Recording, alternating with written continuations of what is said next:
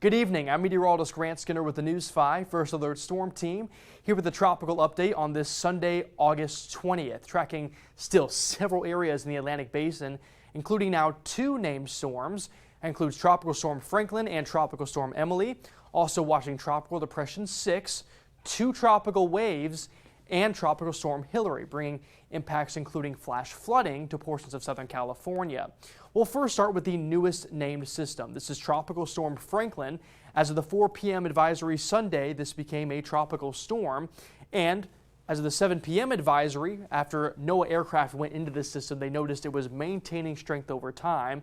So still 45-mile-per-hour winds and moving to the west-northwest at 14 miles per hour. Over time, it will eventually take a turn to the north, impacting Hispaniola. Then it's expected to turn to the northeast, strengthen over time, but move off into the Atlantic, so not expecting any impacts to the U.S. or the Gulf Coast. Now, Tropical Storm Emily, we've been keeping a close eye on this since this morning, Sunday morning, and it's been overall just kind of maintaining strength. No big updates to this. It's expected to actually weaken over time as it moves off to the northwest first, then weakening as it moves to the north, and it will eventually fizzle out. The very unfavorable upper-level winds will cause this to be shredded apart pretty quickly.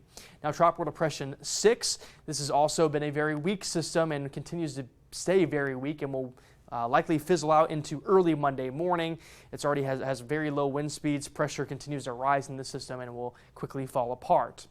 Also watching two areas of interest. One off the west coast of Africa has now a high chance of development over the next 7 days. Again, this will be something to watch in the long term. Not expecting any impacts here on the Gulf Coast, but still something to watch. And of course, this system we've been talking about the past several days now has a high chance of development. This is expected to move into the western portions of the Gulf of Mexico, mainly bringing impacts to southern Texas and northeastern Mexico. Here on the northern Gulf Coast, mainly brings small rain chances for the start of the work week. And on top of that, bringing a high risk for occurrence for both Monday and Tuesday at our Alabama and Florida beaches. Let's quickly talk about Tropical Storm Hilary. This has brought flash flooding concerns to many portions of Southern California, including the Los Angeles metro and surrounding areas, including San Diego. And now it's expected to continue to weaken very quickly over time. This is moving faster and faster now, moving at north at 23 miles per hour, and will weaken over time, but still bringing some tropical impacts, mainly in the form of flash flooding to portions of California and other areas out west. Now, you can still get frequent updates in the Hurricane Map Room. We actually have in the Hurricane Map Room on our website, go to the Weather tab, go to Hurricane Map Room, you can view where each storm is and their current track. This is updated by our team very frequently. You can click on them, and if you're in the desktop version, you can click on these images to make them larger and look at in-depth detail on these tracks.